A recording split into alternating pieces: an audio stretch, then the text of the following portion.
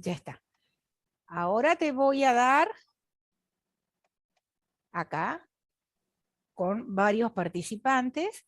¿Y serías tan amable, Gabriela, de poder colocar tu Power? Sí, ahí veo de ponerlo.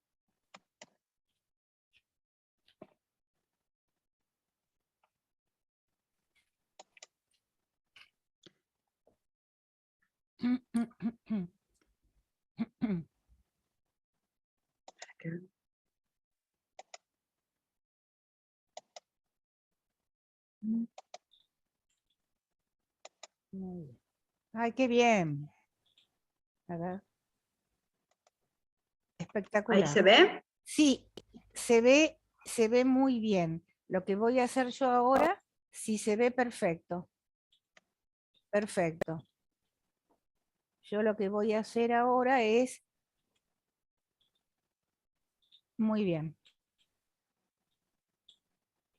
Ahí, ahí, ahí.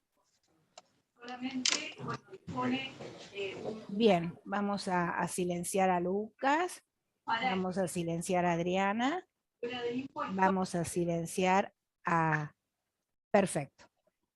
Muy bien.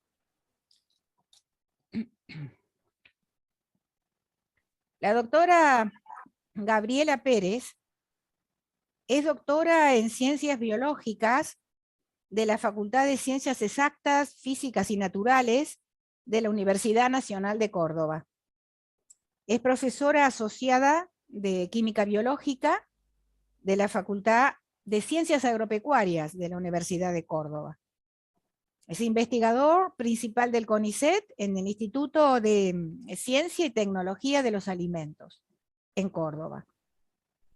Desarrolla sus tareas de investigación en el área de la química de cereales y calidad de productos panificados, especialmente en lo que se refiere a las propiedades del almidón, proteína, gluten, arabinosilanos, micronutrientes y su influencia en la calidad tecnológica y nutricional de harinas y productos. En los últimos años ha centrado sus estudios en la evaluación de la calidad nutricional de los cereales y otros granos no convencionales y su uso en la elaboración de productos panificados. Hermoso todo lo que estoy leyendo. Te damos la bienvenida y muchas gracias por tu conferencia. Bien, Gabriela, te escuchamos. Bueno, muchas gracias Ana María por la presentación. Bueno, y muchas gracias a todos por asistir virtualmente a esta charla. Y bueno, esperemos estar a la altura de las expectativas. Bueno, yo les voy a contar un poquito sobre algunos granos alternativos y su uso para la elaboración de productos farináceos con un perfil nutricional mejorado.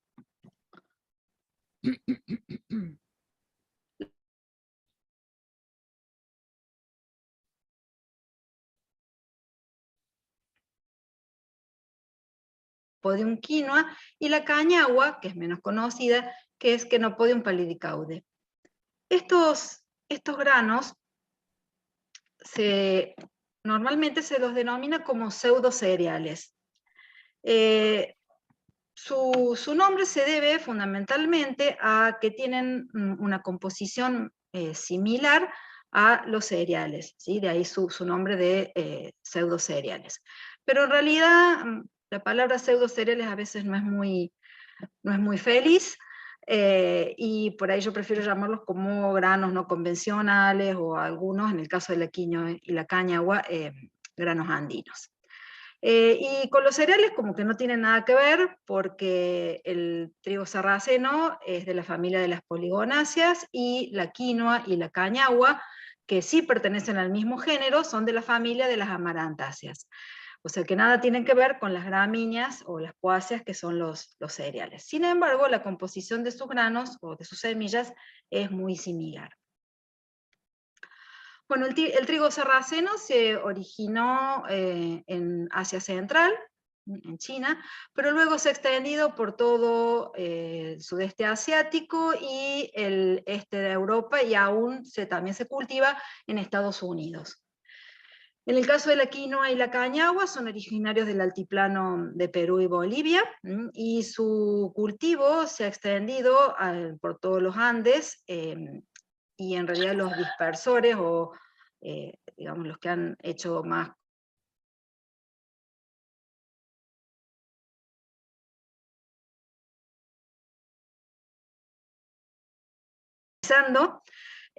y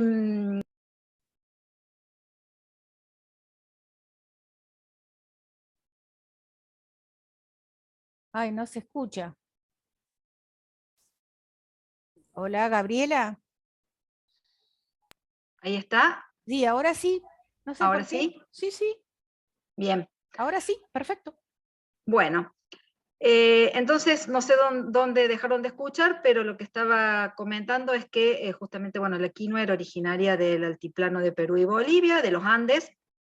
Son plantas que crecen muy bien en altura, y bueno, que luego se distribuyeron más hacia el norte, llegando casi hasta México, y hacia el sur, llegando hasta Chile y Argentina.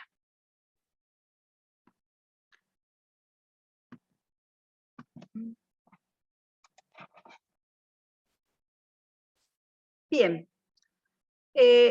Los usos tradicionales de estos granos,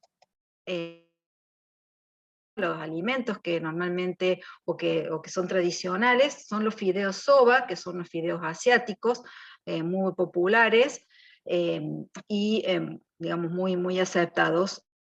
Tienen, digamos, una particularidad, se hacen fundamentalmente con trigo sarraceno.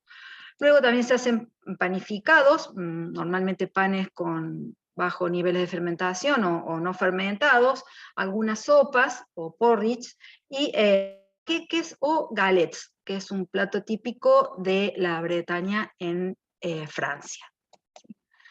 En el caso de la quinoa y la cañagua, uno de los platos más populares en Perú, Bolivia y Ecuador es la chaufa de quinoa, que es un plato cocinado como si el grano de quinoa, digamos como si fuera un risotto o algo, se lo cocina generalmente con verduras. Y también, digamos, por la molienda de estos granos se obtienen la harina de quinoa y la harina o pito de cañagua. En el caso de la harina de quinoa, y bueno, también de la harina de cañagua, además de usarse para algunos productos de panificación, normalmente una manera de consumirla muy popular es como jugo de cañagua, en donde el pito o harina se mezclan con agua o con leche. Y fundamentalmente esto es más típico para la cañagua que para la quinoa. Bien, y hablando un poco de que estos granos se los denomina pseudocereales y que tienen una composición similar a los cereales, vamos a ver un poquito cómo es su composición.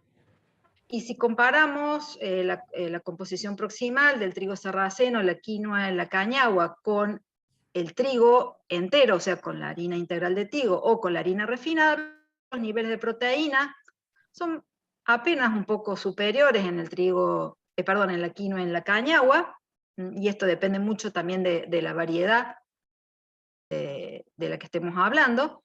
Sí tienen mayor contenido de lípidos, ¿sí? Mucho mayor contenido de cenizas, y ahí vamos a ver, digamos, la importancia que tienen los minerales. El contenido de almidón es un poco inferior, pero no tanto, ¿sí? Más o menos está en los mismos niveles, y contiene mayor cantidad de fibra cruda, y está expresada, digamos, como fibra cruda, no como fibra alimentaria. Bien, estos son los granos. Los granos de quinoa son más bien redondeados, ¿sí? Son de mayor tamaño que los de cañagua, poligonales, y son los más pequeños, alrededor de 1 milímetro. Los de quinoa llegan hasta entre 2 y 5 milímetros, mientras que los del trigo sarraceno son los de mayor tamaño, hasta 8 milímetros, y tienen una forma también poliédrica, como si fuera un tipo piramidal. La quinoa, además de existir la quinoa blanca, que es esta que está, también hay distintas variedades de quinoa con distinta coloración de granos. Vamos a hablar un poquito sobre las proteínas de estos granos. Bueno, como ya la mayoría seguramente sabe, cuando estudiamos las proteínas, las clasificamos muchas veces de acuerdo a su solubilidad. Las que son solubles en agua, albúminas; las que se extraen con soluciones salinas diluidas, las denominamos globulinas; las que son solubilizadas o extraídas con alcohol al 70%, prolaminas; y las que se extraen con ácidos o bases diluidas, proteínas. Esta es la famosa clasificación por solubilidad de O2. En el caso de la cañagua, lo que podemos observar acá son distintos ecotipos, distintas variedades de caña, y acá está el porcentaje de albúminas, globulinas, prolaminas, gluteelinas y proteínas insolubles, tomando a las proteínas totales como el 100%. ¿Sí? Que los valores de albúminas rondan entre el 17 y el 26%, globulina entre el 20 y el 24%, las prolaminas están en mucha menor concentración, entre 6 y 4%, las gluteeninas hasta el 11%, y sí hay un alto porcentaje de proteínas que son totalmente insolubles. Con lo que podemos decir que entre casi el 50% de las proteínas que tiene el grano de cañagua, en la quinoa es muy similar, puse solo el de cañagua, pero es muy parecido, llega casi hasta el 50%, mientras que las prolaminas y las gluteelinas entre el 15 y el 18%, y sí hay una alta concentración de proteínas insolubles. Esto luego, bueno, vamos a ver, tiene relación con la composición aminoácidica de estas proteínas. Bueno, y acá podemos ver unos geles de poliacrilamida, en donde se ha hecho una electroforesis con SDS en condiciones reductoras, tanto de las albúminas, de las globulinas, las prolaminas y las gluteelinas, de las distintas variedades de cañagua, que son los 4 primeros carriles, y de 3 variedades de quinoa, que son chucapaca, curmi y hacha, que son los 3 últimos. En donde podemos ver que el patrón de bandas para la cañagua es muy similar para todas las variedades, se pueden diferenciar en algunas bandas de mayor intensidad, ¿sí? Lo mismo ocurre para las distintas variedades de quinoa. Lo mismo ocurre, bueno, con las globulinas, las prolaminas, que si se ven tienen un peso molecular relativamente bajo, ¿sí? Y son las que se encuentran con una tinción, digamos, más débil.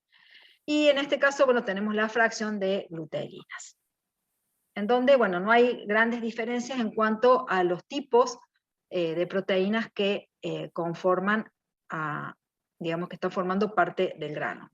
Dentro de los de la misma especie, son muy similares. Sí, podemos encontrar diferencias entre algunos patrones de banda de la quinoa con respecto a la cañagua. Bien, y acá vemos un poco cuál es la concentración que tienen estas variedades de quinoa, estas son todas de quinoa, ¿sí? Y podemos ver que, por ejemplo, tienen un mayor contenido de leucina que la harina de trigo, un mayor contenido de lisina, prácticamente la duplican, o casi que, sí, duplican o 2,5 veces más. Mayor contenido de metionina, bueno, que se cuantifica junto con la cisteína, pero bueno, también es bastante superior, ¿sí? De unos 50, 10, 7, 8, 9. Y un mayor contenido de treonina. El resto de los aminoácidos esenciales, digamos, tienen niveles similares o aún a veces un poco menores que la harina de trigo. Y que casi todos, digamos, cumplen con los valores que ingesta que recomienda la FAO para cada grupo etario, ¿sí? Para niños menores de 5 años, niños o adolescentes entre 10 y 12 años y adultos. Bueno, en cuanto al trigo sarraceno, también vemos que la concentración de albúminas y globulinas, sobre todo de albúminas, es alta, y sumadas las albúminas y las globulinas llegan a constituir más de la mitad de las proteínas del grano, mientras que el resto, prolaminas y gluteninas, están alrededor del 10 al 14%. Pero también se muestra una electroforesis, en donde, bueno, está en el primer carril es una extracción de las proteínas totales que tienen harina, en el segundo glutelinas, que se ve como muy manchado, no está buena la electroforesis. Luego las prolaminas, globulinas y albúminas. Lo que podemos ver, bueno, que justamente las albúminas y las globulinas son las que tienen bandas de mayor intensidad. En el gel A es en condiciones no reductoras, y en el gel B es, digamos, rompiendo los puentes disulfos existentes, en donde se ve, digamos, como esta banda, que probablemente era un polímero, desaparece y aparecen otras bandas que en el primer gel no. Bien, vamos a ver también un poco la composición aminoácidica del trigo sarraceno con respecto a la harina de trigo, en donde podemos ver, bueno, que tiene mayores niveles de treonina, mayores niveles de isoleucina, de lisina, 3 veces más, valina y triptofano. El triptofano es un poquito, no es tan diferente.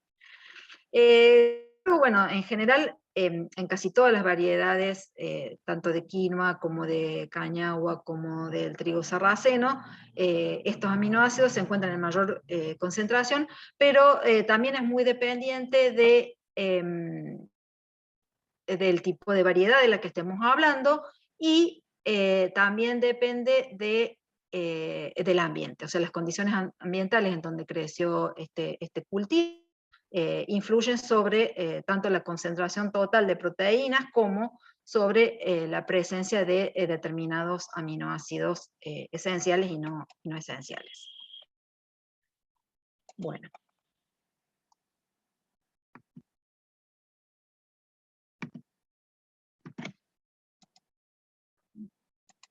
Ahí está. Bueno, eso con respecto a las proteínas, pero vamos a hablar un poquito de almidón. Sí, vamos a empezar por el almidón de quinoa y cañigua. Yo en algunos diapositivas van a ver que pongo cañagua con C, Ñ, H, U, A, en otros cañagua con K y W, en otros cañigua. Bueno, tiene diversos nombres, y de acuerdo a si provienen de Bolivia o de Perú. En Bolivia le dicen cañagua con H, U, A y con C, y en Perú en general le dicen cañagua con K y W o cañigua. Por eso, en la diapositiva muchas veces es distinto el nombre, pero es lo mismo, ¿sí? Bueno, el almidón, porque es importante. Si bien, bueno, a veces nutricionalmente no aporta ningún compuesto bioactivo de gran interés nutricional, bueno, es el componente mayoritario y es el que permite que se elaboren determinados productos, ya sea panificados, pastas, sopas, porque es lo que le da la consistencia cuando se mezclan con agua, ¿sí? Bueno, acá tenemos una microfotografía electrónica de barrido de los amiloplastos o los gránulos de almidón de 4 variedades de cañagua, que son las que están arriba, y de quinoa. Los gránulos de cañagua son de menor tamaño, creo que de 1,5, 1,45 micrómetros, mientras que los de quinoa tienen un tamaño medio de 2,5 micras. Son poliédricos.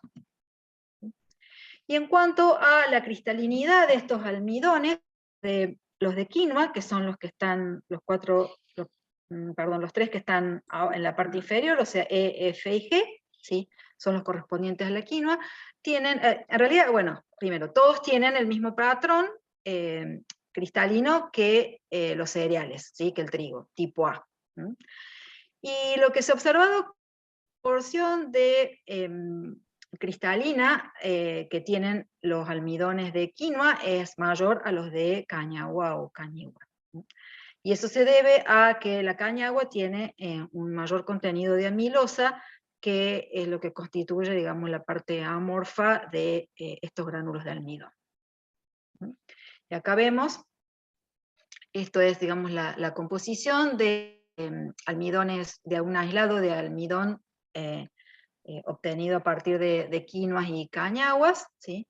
A lo que se le determinó, digamos, el contenido de almidón total, y también el contenido de amilosa. Todas las variedades de cañagua tienen mayor contenido de amilosa que las quinoas, ¿sí? Y acá, bueno, vemos un gráfico de barras en donde se representa la firmeza de los geles elaborados con estas harinas, tanto de cañagua como de quinoa, en donde se ve que la firmeza justamente de los geles de almidón de cañagua es muy superior a los de quinoa, y esto se debe en cierta manera a esa mayor proporción de amilosa que tienen estos granos. ¿Por qué es importante tener en cuenta esto? Bueno, porque estos granos, si bien se pueden comer como granos, como si fuera arroz, sobre todo la quinoa, la cañagua no se come de esa manera porque es muy pequeño el grano, pero no sería de mayor importancia. Pero cuando queremos elaborar algún otro producto, moliendo el grano y mezclándolo con agua, ¿sí? Esta capacidad de gelificación que tienen estos almidones y la firmeza de los geles, nos van a dar una idea, digamos, de para qué tipo de productos podemos utilizar estos granos, ¿sí? O cuál vamos a elegir. Lo mismo dentro de las variedades. Si quiero un alimento que tenga una consistencia más firme, bueno, se podrá elegir alguna de las variedades de cañagua que tienen mayor contenido amilosa, ¿sí? Bien, y en cuanto al trigo sarraceno, la forma de los granos de almidón es muy similar a las de quinoa y cañagua, nada más que son un poco más grandes, tienen todavía un contenido mayor de amilosa, 5%. Y este es el patrón de cristalinidad, también tipo A, similar a los cereales. Acá está también el del maíz, además de estas dos variedades de trigo sarraceno. Bien, y ahora vamos a pasar un poco a ver estos compuestos bioactivos, ¿sí? ¿Y a qué llamamos compuestos bioactivos? Bueno, son sustancias químicas que se encuentran en pequeñas cantidades en las plantas y ciertos alimentos como frutas, verduras, nueces, aceites y granos integrales. Estos compuestos bioactivos cumplen funciones en el organismo que en general tienden a promover el estado de salud, de buena salud. Entre esos compuestos bioactivos me voy a centrar, hay otros, ¿sí? Pero me voy a centrar fundamentalmente en polifenoles y compuestos con actividad antioxidante, minerales y fibra soluble e insoluble. Bien, y empezando por los polifenoles, en el trigo sarraceno es un grano que tiene un alto contenido de polifenoles, ¿sí? Mayor que la quinoa y la cañagua, porque es interesante desde ese punto de vista. Y en realidad esta tiene una distribución, ¿sí? Diferencial de estos compuestos de acuerdo en las distintas partes que conforman el grano. En la cáscara externa, ¿sí? que es la barra negra, en el sal y en el endosperma. Y lo que podemos ver, bueno, es que el contenido, ¿sí? de polifenoles se concentra fundamentalmente en la cáscara. En segundo lugar en el salvado, y el endosperma, o la parte almidonosa del grano, es la que menor contenido de polifenoles tiene, ¿sí? Y se fijan bien, bueno, también hay una gran variabilidad entre las distintas variedades de trigo sarraceno que están acá graficadas. Y también tiene un contenido interesante de proantocianidinas, que también se concentran fundamentalmente en las capas externas, cáscara y salvado, y en menor proporción en el endosperma. Bien, ¿cuáles son fundamentalmente estas moléculas, estos polifenoles? Bueno, lo que se puede observar en esta corrida cromatográfica es que en el caso de la cáscara predomina fundamentalmente el contenido de vitexina o isobitexina como polifenoles, y los picos 37 y 38 que corresponden a la hiperina, que en el salvado y en el endosperma predomina un derivado del ácido cafeico, ¿sí? El cafeoil 6 o ramnopiranosil glicopiranósido, ¿sí? Bien, no solo la cantidad, ¿sí?, de polifenoles varía entre las capas externas del grano con respecto al endosperma, sino que también el tipo de polifenoles que se encuentran en una parte del grano y en otra son diferentes. Y esto de que la concentración de polifenoles sea mayor en las capas externas del grano se debe fundamentalmente a la función que cumplen para la planta, para el grano, estas moléculas. Así que es un poco la protección a condiciones adversas, ¿sí? Al ataque de animales, de insectos, de pájaros, ¿sí? Entonces, bueno, es lógico que estén en mayor concentración en la parte externa del grano. También estas moléculas están muy influidas su concentración y su distribución por las condiciones ambientales. Condiciones adversas, condiciones en donde la planta sufre algún tipo de estrés, en general aumenta el contenido de polifenoles. Bueno, y acá vemos un poquito los polifenoles. Aquí no hay el trigo sarraceno. Acá en el gráfico de arriba lo comparamos con el arroz, que es muy, muy pobre, tanto tiene muy bajo contenido de polifenoles y baja capacidad antioxidante, ¿sí?, por ambos métodos de determinación. Y acá vemos la comparación entre quinoa y trigo sarraceno, ¿sí? El trigo sarraceno tiene 4 veces más aún que la quinoa, ¿sí? Y bueno, ni a hablar con respecto al arroz. Y en este cuadro, ¿sí?, puse como para compararlo con el contenido que tiene de polifenoles que tiene el trigo. Bueno, el trigo integral, ¿sí?, tiene un poco, digamos, en estas determinaciones, en este trabajo, reportan, digamos, un valor más próximo al de la quinoa, pero el trigo sarraceno está muy por encima de estos valores. O sea que de estos granos a los que estamos dedicados hoy, el que mayor contenido de polifenoles tiene es el trigo sarraceno. Bueno, ahí lo... Bien, acá también tenemos un perfil cromatográfico, una muestra de granos de quinoa, de una variedad roja. No se ve muy bien, no es muy bueno en general la mayoría, ¿sí?, o los más abundantes son los flavonoides, ¿sí?, y son derivados, digamos, de la quercetina y del camferol.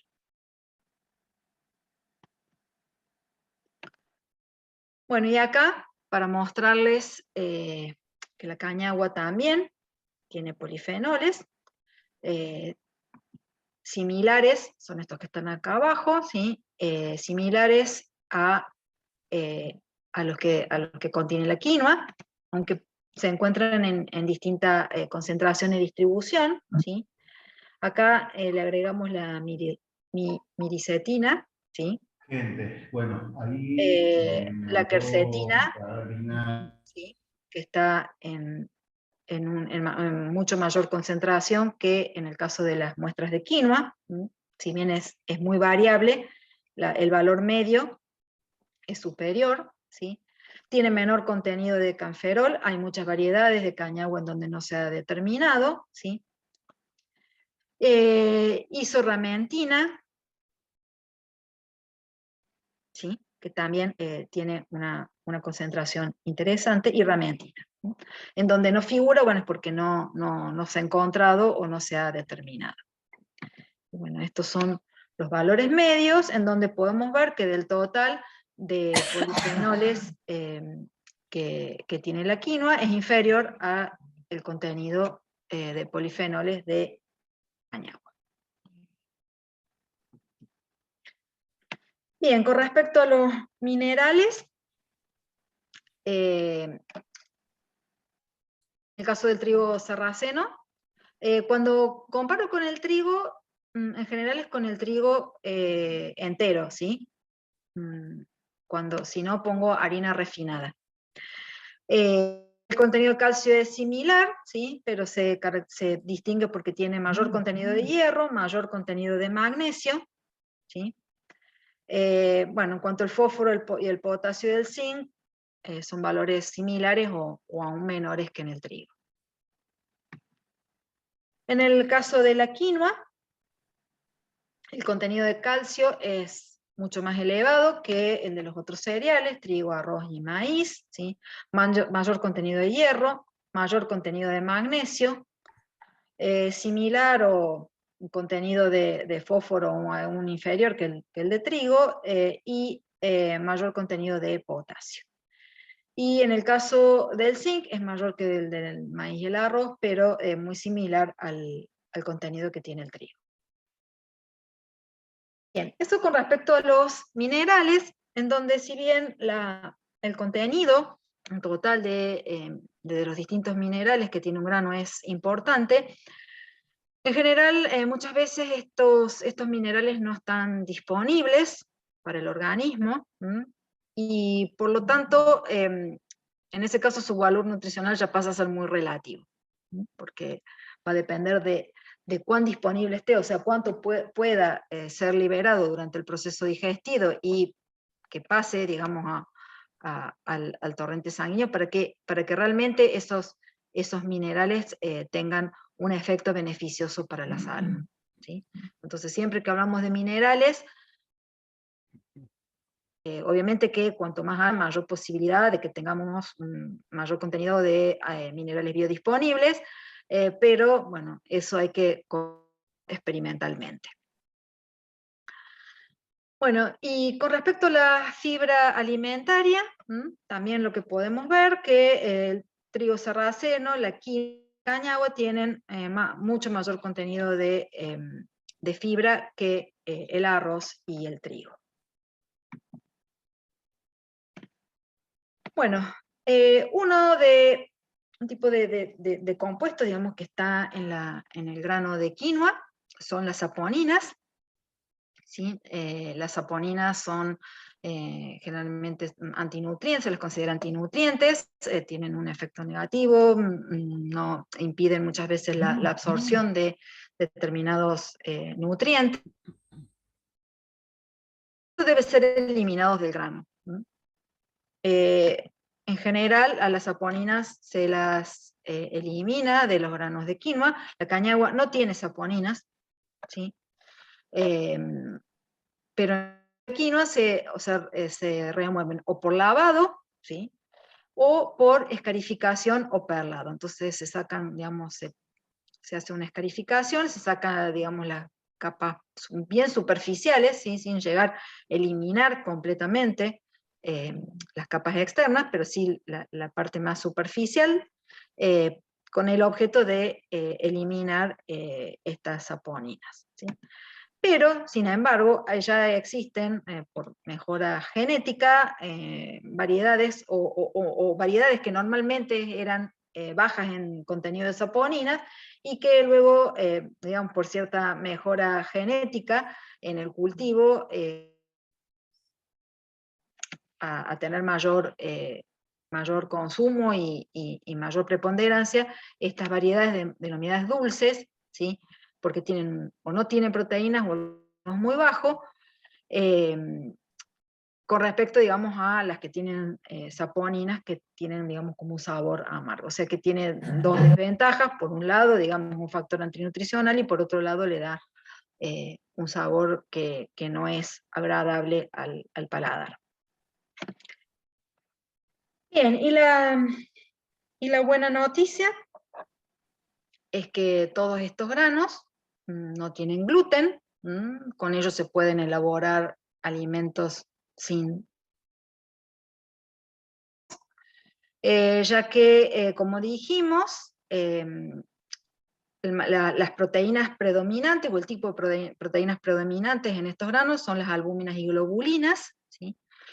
Que son las que contienen estos aminoácidos esenciales que las hacen particularmente interesantes desde el punto de vista nutricional, y que tienen muy bajo contenido, digamos, de prolaminas y de gluteína.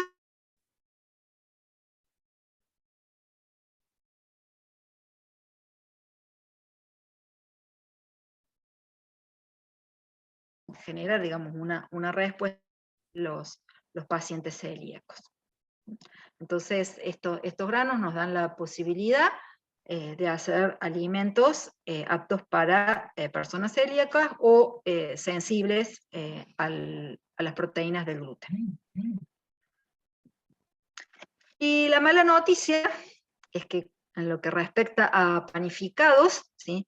No se puede hacer panes libres de gluten solo con quinoa o solo con cañigua, ¿sí?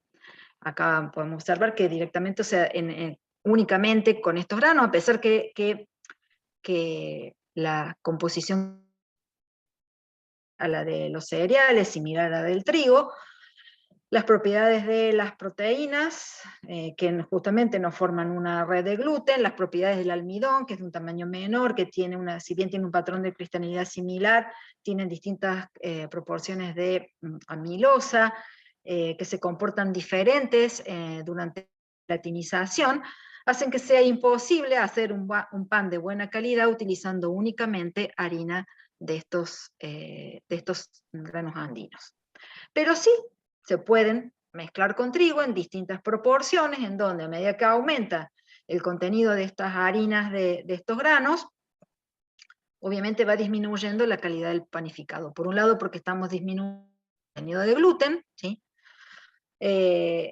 Porque además, al ser más ricos en fibra, la fibra muchas veces interfiere en el desarrollo de la red de gluten y hace que los panes sean como más compactos, tengan menor volumen, y les da un color diferente que muchas veces no es aceptable sensorialmente. Bien, y acá les muestro algunos panes de trigo elaborados con cañagua, que hemos hecho nosotros en el laboratorio ya hace unos años. Acá les muestro la composición de las harinas que se utilizaron. Se utilizaron dos variedades de cañagua, una que tenía un alto contenido de proteínas, y las dos tenían un alto contenido de fibra. Esto es fibra bruta, ¿sí? Y acá tenemos la fotito de los panes. Se reemplazó la harina de trigo en un 10 y en un 20%, en donde vemos cómo se deteriora la calidad del pan a medida que aumenta la cantidad de esta harina, siendo en los panes del 20%, no solo de menor volumen, sino de una miga mucho más compacta y menos aireada. Acá tenemos un gráfico de barras en donde podemos dos harinas, pero en realidad, bueno, fue con dos tipos de cañagua. Lo que pasa, bueno, que están las dos concentraciones, todos estos, este es el pan de trigo, el volumen de pan de trigo, estos son los que tienen un reemplazo del 10%, y estos son los que tienen un reemplazo del 20%.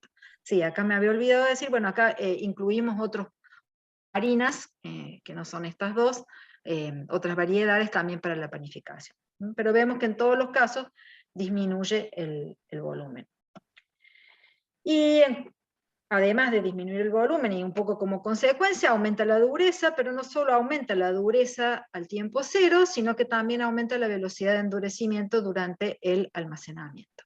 El almidón de cañagua provoca, digamos, o retrograda más rápido, o en realidad, digamos, hay una mayor retrogradación del almidón, lo que hace que la miga de pan sea más dura. ¿Sí? Y acá están, bueno, las distintas variedades. Si ustedes se fijan, o sea, no solo hay diferencias en el volumen de acuerdo a la variedad de estas quinoas, perdón, de estas cañaguas, sino también en cuanto a la dureza inicial. ¿Sí? Algunos son mucho más duros, como la variedad 381, y otros son más parecidos a la dureza inicial o la firmeza inicial que tiene el pan de trigo. Control. Bien, también hicimos pastas de trigo con cañagua, en donde también se reemplazó en un 10 y un 20%, las mismas, y un 30%, las mismas variedades de los panes, la local y la variedad 381. Esto es el contenido de fibra dietaria en el fideo crudo, ¿sí? Y en el cocido. Acá este leve aumento no es porque la fibra se haya aumentado por arte de magia, sino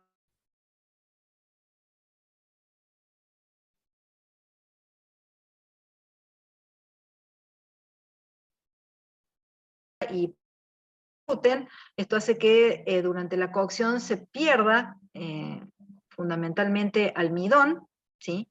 Y por lo tanto, al perderse almidón, proporcionalmente vamos a tener mayor contenido de fibra y también mayor contenido de proteínas. Lo que podemos ver es que con la variedad 381, ¿sí? Obtenemos unas pastas que tienen niveles bastante altos de fibra dietaria, entre 8 y 10%, al 20 y el 30% de reemplazo. En cuanto a la calidad tecnológica, digamos que el reemplazo de la harina de trigo por un 30% de cañagua está en el límite y le da un color oscuro con manchas más claras, menos atractivo, ¿sí? Y en cuanto a las proteínas, ¿sí? También se observa un mayor contenido de proteínas en las pastas que tienen la cañagua de la variedad 381 con respecto a la pasta de trigo. Entonces, podríamos decir que estas pastas están enriquecidas en contenido de fibra y contenido de proteínas. No hicimos, digamos, aminoácidos con el patrón o el perfil de aminoácidos, por lo tanto, bueno, no lo sabemos, pero supondríamos que, bueno, tendría mayor contenido también de lisina.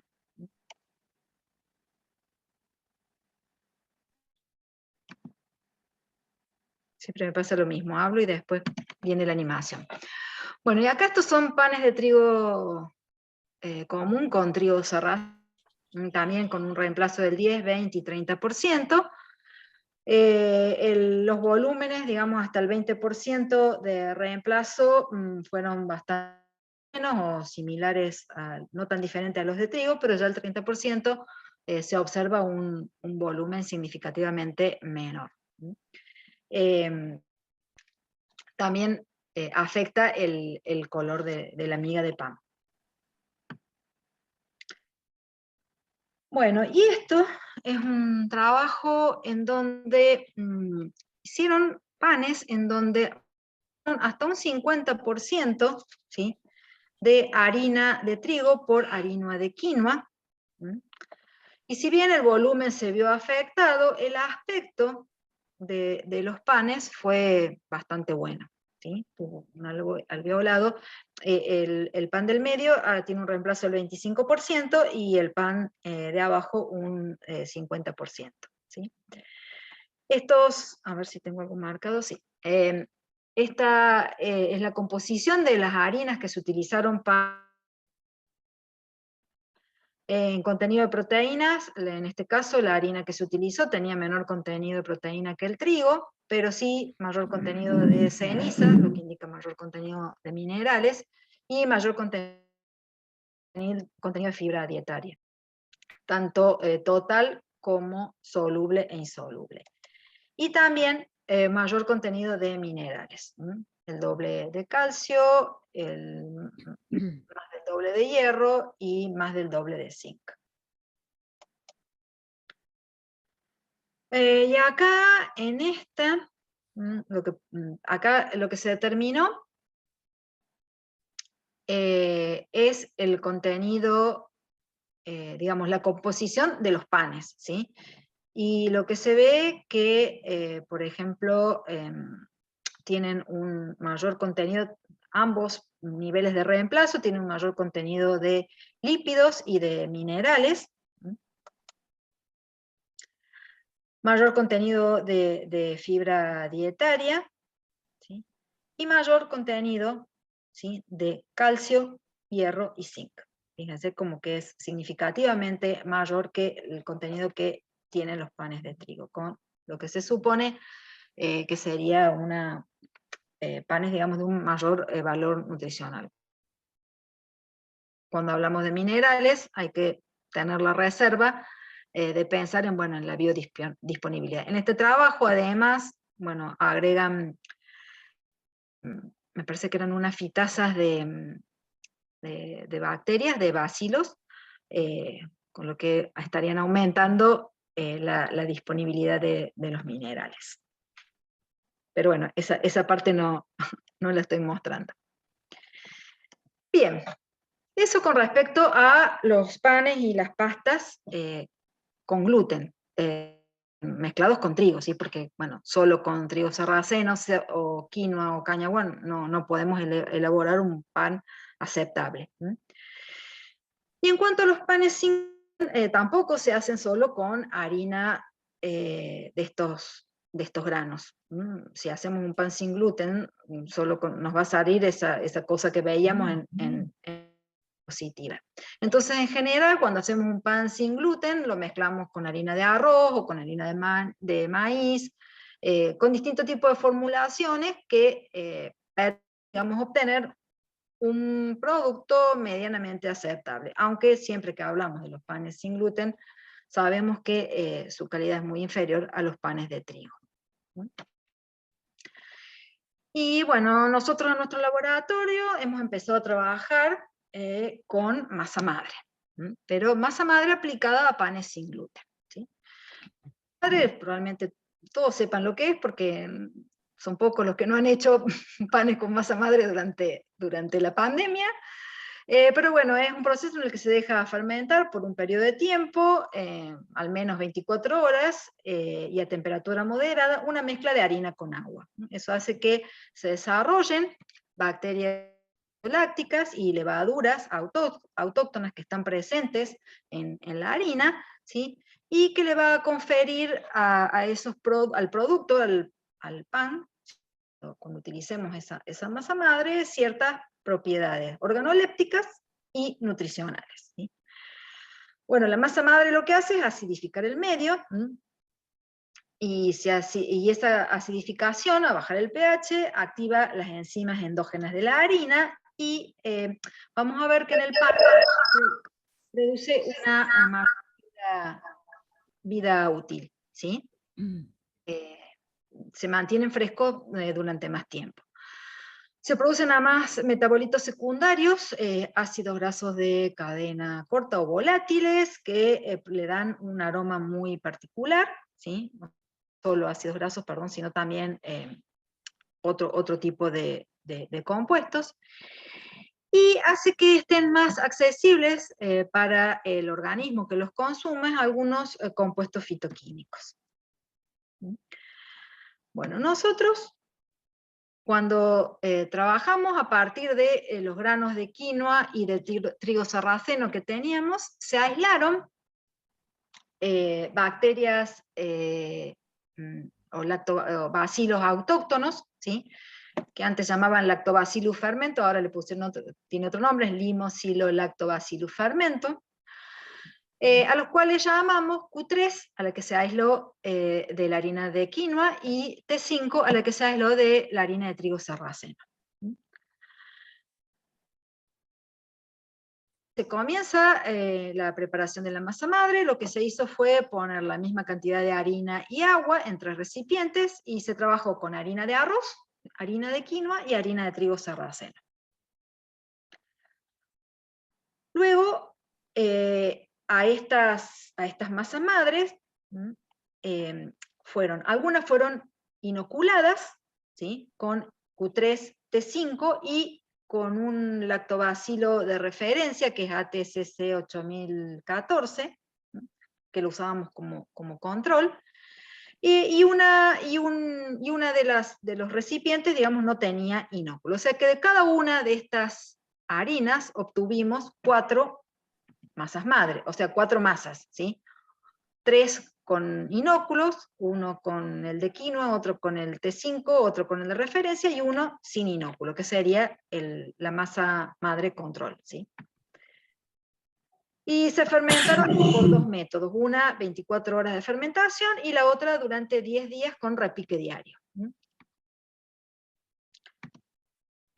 Luego nos vamos a referir, luego los panes que les voy a mostrar se hicieron solo con las de 24 horas de fermentación, bueno, porque no encontramos diferencias significativas entre los 10 días y, digamos, los resultados de los 10 días y las 24 horas.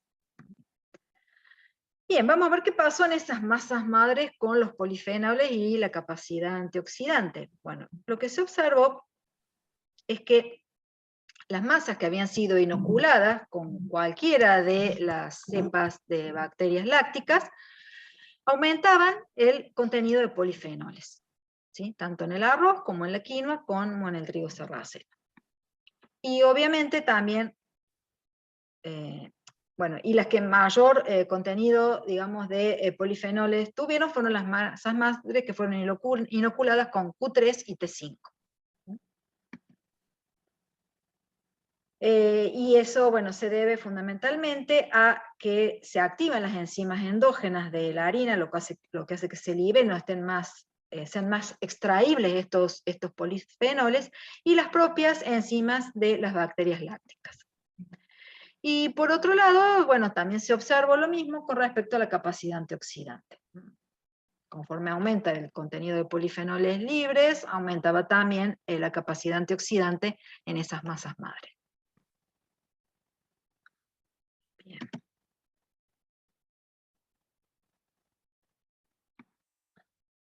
Bueno, finalmente hicimos los panes. ¿Cuál fue la formulación? O sea, esas masas madres que analizamos también otros compuestos, analizamos cómo estaba conformada la microbiota, pero bueno, no va a ser tan largo. Cuando hicimos los panes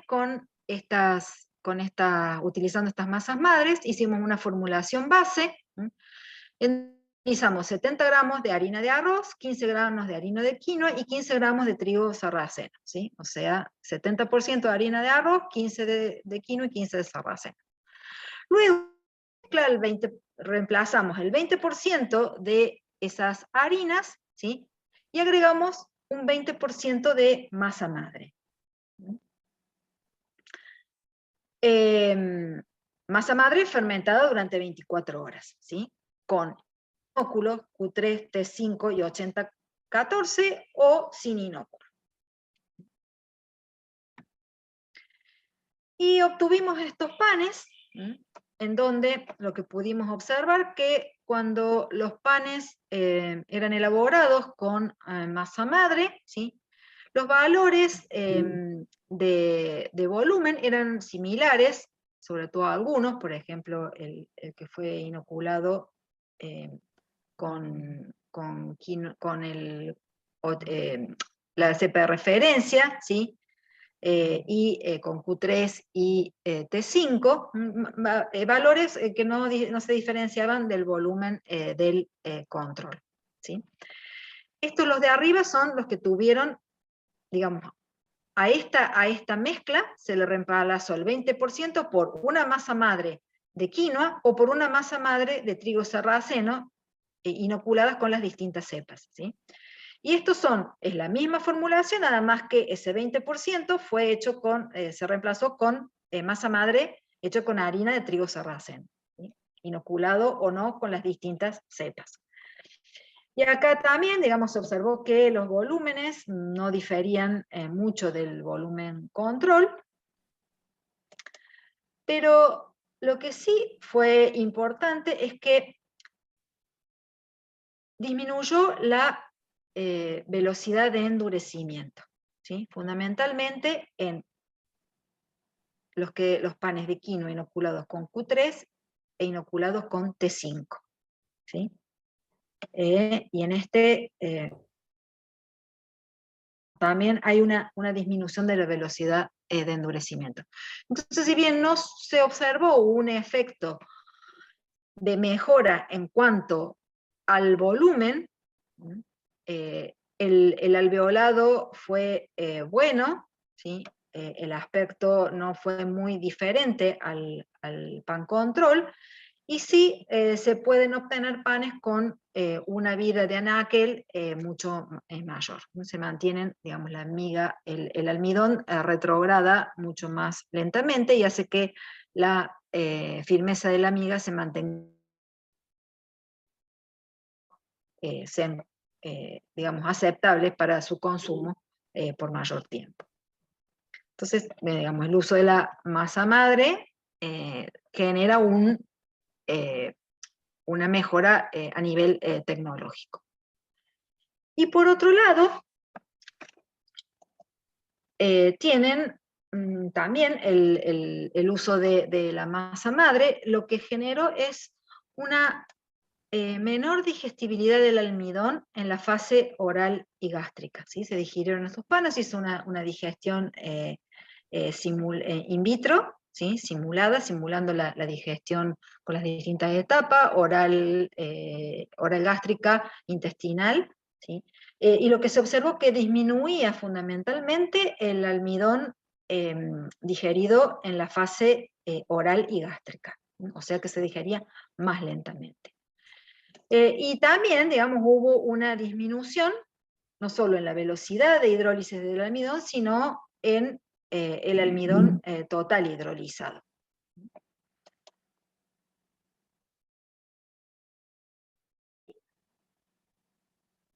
También se observó, que estos no los mostré, un mayor contenido de polifenoles totales. Estaban acá. A ver, esperen un minuto que me está faltando una diapo, no sé si me la pasé. No, me olvidé de ponerla. Bueno, porque vimos que me olvidé una diapositiva. Vimos que las masas madres, ¿sí? En el proceso de formación de la masa madre aumentaba el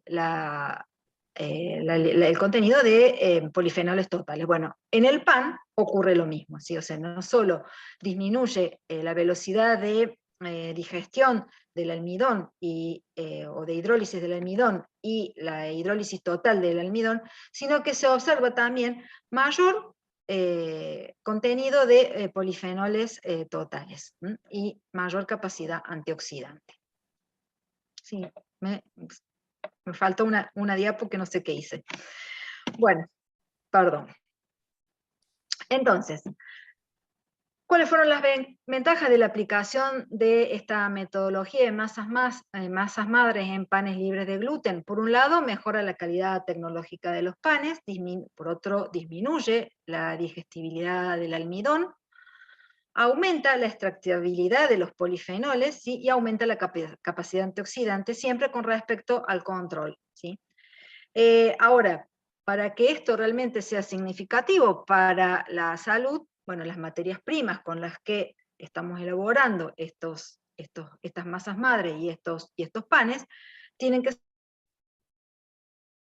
o harinas que tengan un alto contenido de polifenoles y un alto contenido de fibra, porque en realidad la masa madre, digamos, disminuye la digestibilidad del almidón, pero si tienen un alto contenido de fibra, bueno, no solo disminuye el índice glicémico, sino que bueno, aumenta la calidad nutricional de esos panificados. Y todos estos efectos, o sea, tanto la mejora de la calidad tecnológica como la disminución de la hidrólisis del almidón y el aumento de los polifenoles y la capacidad antioxidante, se dan por disminución del pH que produce la masa madre, luego en la masa panaria durante la fermentación, y también por un efecto biológico propio de las levaduras que forman esta masa madre. Perdón, las bacterias lácticas que forman esta masa madre. Lo que pudimos observar, digamos, en el trabajo, es que la cepa T5 se adapta muy bien y ejerce un mayor efecto regulador de la digestibilidad del almidón y el metabolismo de los polifenoles. Entonces, el uso de masa madre, especialmente a base de quinoa, pero utilizando la cepa T5, permite obtener panes con mejores propiedades nutricionales y tecnológicas que el pan control sin masa madre. Bueno, esto es una publicación bastante... Bueno, y ya para terminar, hablando un poquito, bueno, de estos pseudocereales, que llamamos pseudocereales porque su composición química es similar a la de los granos de los cereales, ¿sí? Tanto la quinoa, la cañagua, como el trigo sarraceno, que tienen esta composición tan particular y muy similar a los cereales, lo que nos permite tratar de utilizarlas, no siempre con éxito, ¿sí?, para elaboración de productos que también se fabrican con harina de trigo, pero estos granos tienen una mayor proporción de albúminas y globulinas, o sea, de proteínas solubles, que tienen un mejor balance aminoacídico y que las hacen más interesantes desde el punto de vista nutricional. Por otro lado, tienen un mayor contenido de compuestos bioactivos, ¿sí? Alto contenido de fibra alimentaria, alto contenido de polifenoles y, por supuesto, mayor capacidad antioxidante, y mayor contenido de minerales como hierro, magnesio y calcio, que son de interés nutricional.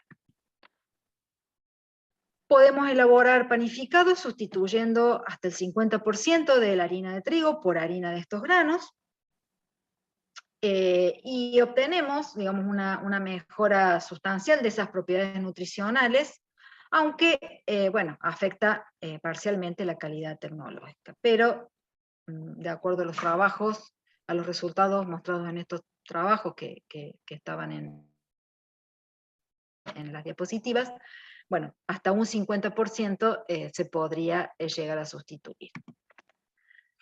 Y en el caso de los panes sin gluten, en mezclas con harina de arroz, en general la mayoría de los panificados libres de gluten tienen como base un alto porcentaje de harina de arroz, mejora el perfil nutricional de tu producto, ya que el arroz tiene muy bajo contenido, la harina de arroz tiene muy bajo contenido de proteínas, bajo contenido de fibra, entonces, bueno, muy bajo contenido de polifenoles. El agregado de estas harinas, de estos pseudocereales, mejora significativamente el perfil nutricional. Y bueno, para intentar mejorar las propiedades sensoriales y nutricionales también de estos panes libres de gluten, se puede utilizar, digamos, masas madres elaboradas a partir de harinas de trigo y trigo sarraceno, fermentados con bacterias lácticas que pueden ser aisladas de los mismos granos u otros, sí, otros inóculos que generen, digamos, esta fermentación previa a la fermentación panaria. Y bueno, y lo que hemos visto que aumenta el contenido de polifenoles, que no se los mostré, se las dejo para la próxima, y disminuyen significativamente el índice glucémico de estos panes. Bueno, muchas gracias, y bueno, espero que les haya gustado, servido, interesado. Realmente, Gabriela, fue tan exitoso todo esto, lo que has dicho, que había un montón de preguntas, lo que justamente como se graba no se hacen y ya tenemos el tiempo cumplido, pero todas las personas que quieren hacer estas consultas, que además de decirte muy interesante, gracias y que te felicitan, las consultas que uno recibe por chat, esa consulta pueden enviarla a Gabriela por el mail que ustedes están viendo en pantalla. Así que te decimos realmente muchas gracias, fue de excelencia tu charla, Gabriela, y bueno, y nos veremos así en la próxima, en la cual FANUS va el 5 de julio a tener otra conferencia, pero este tema va a ser sobre legumbres. Y va a estar el doctor Manrique de la Universidad del Centro, y lo va a compartir también con la doctora Cecilia Pupo del CIDCA de La Plata. Así que nuevamente te decimos muchísimas gracias por todo esto, y si Dios quiere, bueno, nos veremos en la próxima con todo el grupo y con vos también de los que están presentes ahora. Gracias. Bueno, gracias a todos los que estuvieron ahí escuchando. Muchos. Y bueno, y me escriben mail y ¿Sí? iré contestando, y bueno, si también les puedo mandar el PDF de la charla, o lo que necesiten, o los trabajos en los que me va a hacer para elaborarlo. Qué lindo, bueno, qué lindo, qué lindo. Muchas gracias, te dicen. Muchas gracias, bueno. excelente. Bueno, hasta pronto, Gabriela, y muchas Bueno. gracias a los que participaron. Bueno, Adiós. gracias. Chao.